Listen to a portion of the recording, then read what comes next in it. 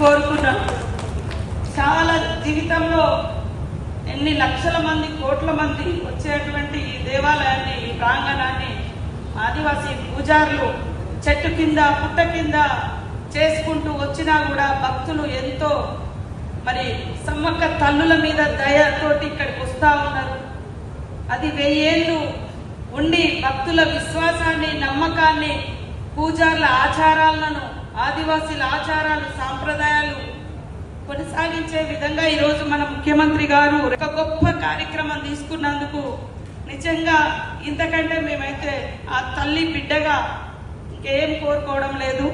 ముఖ్యమంత్రి గారికి, సోదరునికి ప్రత్యేకంగా పాదాభివందనాలు. అదేవిధంగా సీనన్న గారు ఒక వారధిగా ఈరోజు ప్రభుత్వానికి, పూజారులకు, భక్తులకు అందరికీ బాధ్యత ఇన్ఛార్జ్ మినిస్టర్గా వారు తీసుకోవడం జరిగింది. సమ్మక్కను అధికారికంగా తీసుకురావాలి అనుకుంటున్నాం. ఎందుకంటే మన సాంప్రదాయాలు, మన విశ్వాసాలు మన అక్కడ నెలకొల్పాలి. అది చేసే అవకాశం నాకు ఈరోజు మరి రేవంత్ రెడ్డి గారి ప్రభుత్వంలో నాకు ఈ అవకాశం వచ్చింది. ముఖ్యమంత్రి గారు కూడా స్వతహాగా వారు ఎమ్మెల్యేగా ఉన్నప్పుడు, ఎంపీగా ఉన్నప్పుడు, అదేవిధంగా పిసిసి అధ్యక్షుడిగా మరి పాదయాత్రకు ఇక్కడ నుంచి నేను ఇక్కడ నుంచి చేస్తా అన్నప్పుడు కూడా నాకు చాలా భయం అనిపించింది. ఏమైతుందో ఏమో, ఎట్లయితుందో, అధికారం ఏమైతుందో, ఎందుకంటే అధికారానికి వచ్చే ముందు ఇక్కడ నుంచి చేపడుతున్న యాత్ర అని.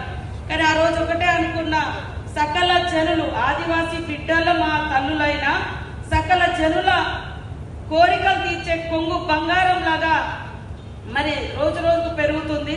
కాబట్టి సకల జనుల దీవెనలు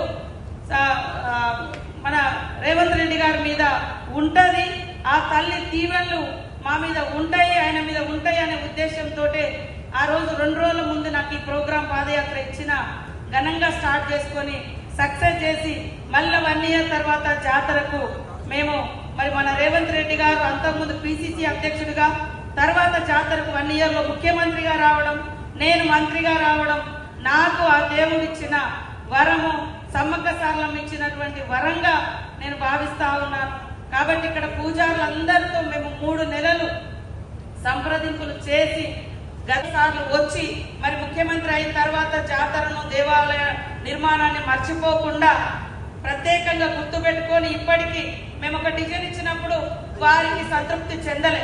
నేనే వస్తా పండక్కడికి అని అన్నారు. ఈలోపు మళ్ళా పూజారులు వారును మన శివనాగిరెడ్డి గారిని, శ్రీనివాసరాజు గారిని, మా శైలజ మేడం వీళ్ళందరినీ మాకు తోడైపోయి ఇంకేమి లేదు, 1000 ఏళ్ళు సమ్మక్క సారలమ్మ కీర్తి, భక్తుల కోరికలు కొంగు బంగారం